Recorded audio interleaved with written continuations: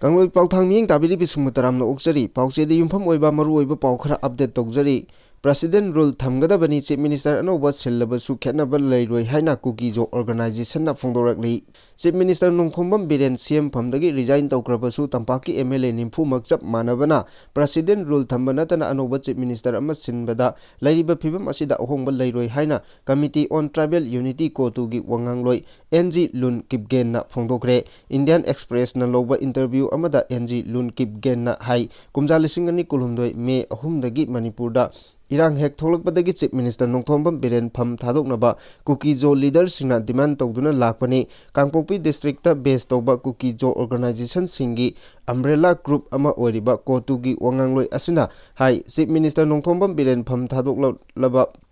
Lairiba conflict asi hekta loisingani haiba laite maram asina center na pukchel sengna Democratic institution ama lehanaba honagadabani haina phongdoraki Chief Minister Nongmei Biren pham thadoknaba Kuki Group Singi core demand adu phanglaba natra haina hangbo wahang amagi paukumda Kotugi Wangangloi asin hai Chief Minister Nongmei Birena constitutional norm maintain tawgadabani haibasi Kuki community gi demand ni adubu thakun thoi hena irang asi loisindana leirakpa asina haujikti irang thohan naba onaba hariba asi Chief Minister Nongmei Biren khakta nate atai tampaki mihu sing asisu yauri makhogi marakta karisu khenaba leite haiba khangle mahangna makha taraduna hai Kuki community gi wakalda tuhat nahatpi Akiba adumak loina duna lagle adubu Kuki community da chathariba thong lale haiba wafam asi tampaki mihut amatana ngasi pawba phongdokpa leitri Chief Minister pham thadokiba asi aikhoida yamna maru oiba aman natre aikhoida maru oiriba asi center government na pukchel sengna democratic institution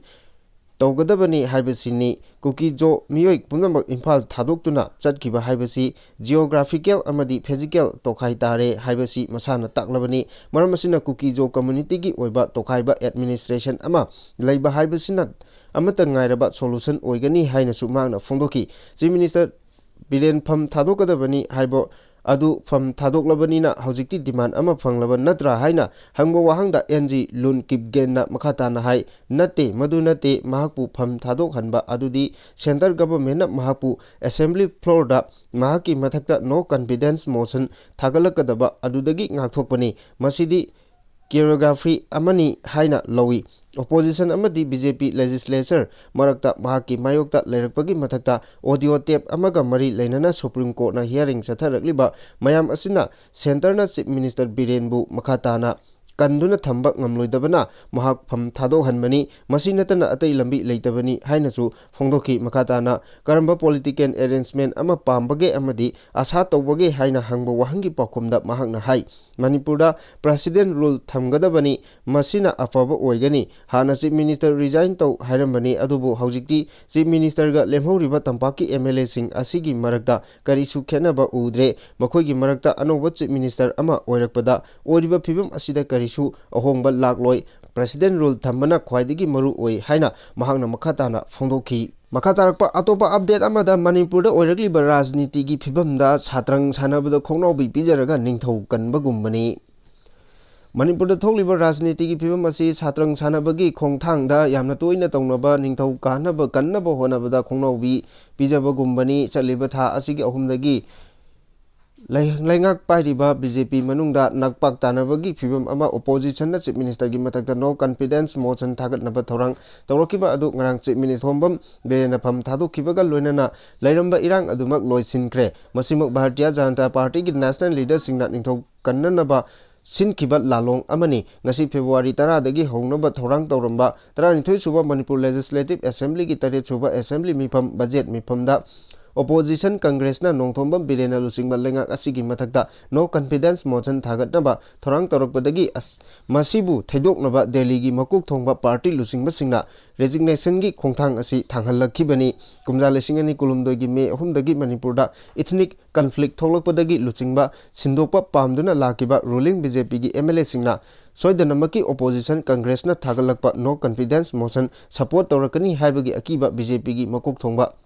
Lusingba singda lei ruling party manungda matam kharagi mamangdagi khaibung tanaduna lakpagi mathakta Chief Minister Nongmei Birena Manipur gi irang asi thoanbada achobu thodang lowi haibagi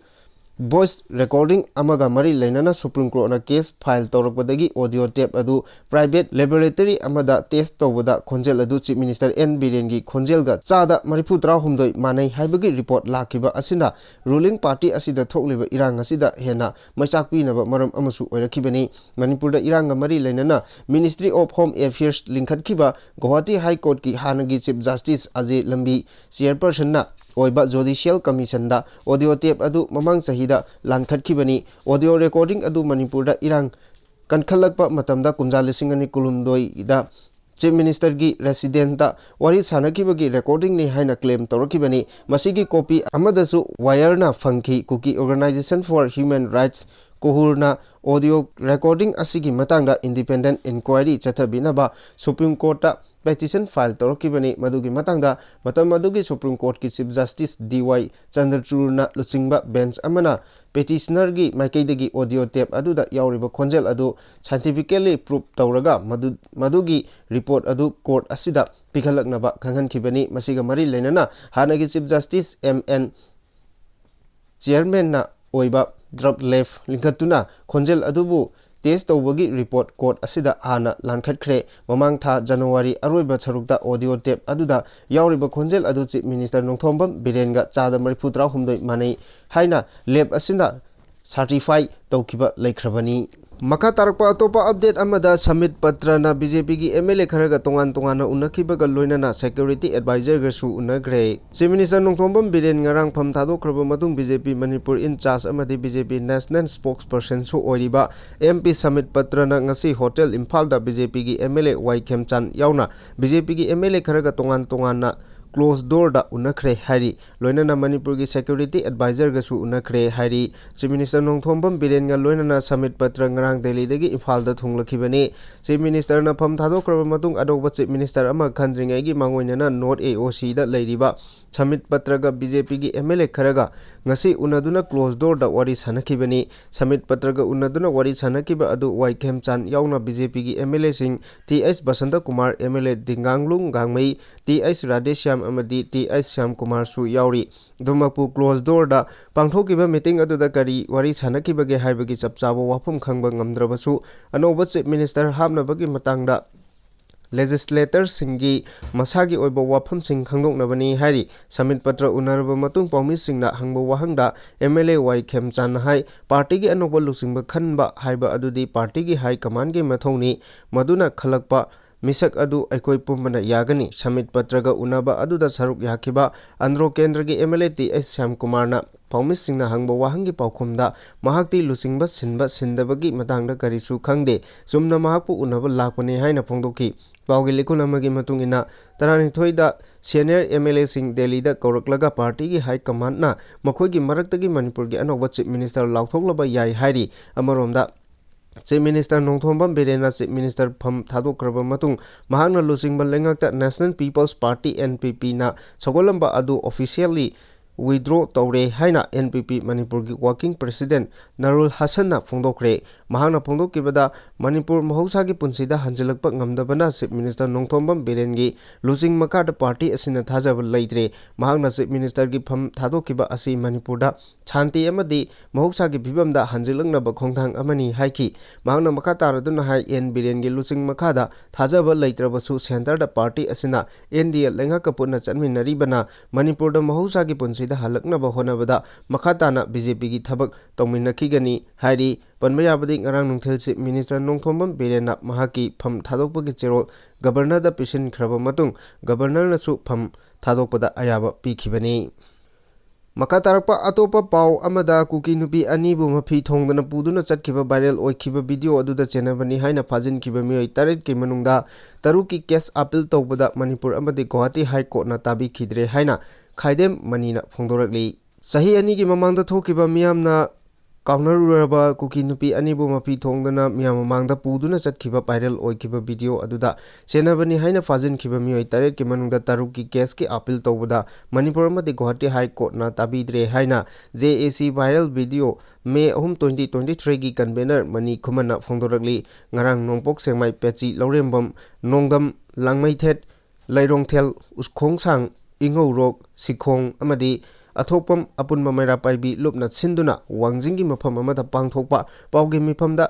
JAC viral video में मरी लिसिंगनी कुलुमदोई Thoubal district की convener Mani Khuman फोंदोखिबनी महांगना मखाताना फोंदोखिबदा कुकी नुपी अनीना वायरल वीडियो अदुदा चेनबनी हाइना लेंगांगना फागतुना CBI दा सिनखिबा मियोय तरेट की मनुंगदा अमा थादोखरबा मतुंग मियोय तरुक की केस सिंग मणिपुर लेंगांगना असम दा ट्रांसफर तौकिबा असिना मरम ओरगा JAC ना केस असिगी मतंगदा हन्ना हन्ना अपील तौरबसु अखोगी मफम पिबिद्रे अमदी मणिपुर लेंगांगनासु हन्ना ताबिद्रे लेबक थिबनी हौजिक फाजिन्दुना लैरिबा मियोय तरुक की इमुंग मनुंग सिंगदी नोमगी Surga चाजबा ngakta oibana makhoina mafam maduda chatluba haibasisu achoba problem ama oibana case asi athubada manipurda paikhat piduna makhoi tarukpu thadokpinaba appeal tawkhi hojikti kuki nupi ani dugi machindagi makhoibu rape tawba leite haikrabani aduga amaromda handakta ikui kuitana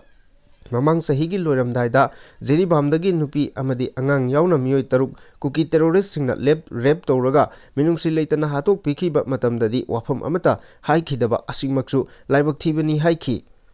makatarakpa pauda MPA gi kunsa nepal suba mapo kumon maipakna pangthokre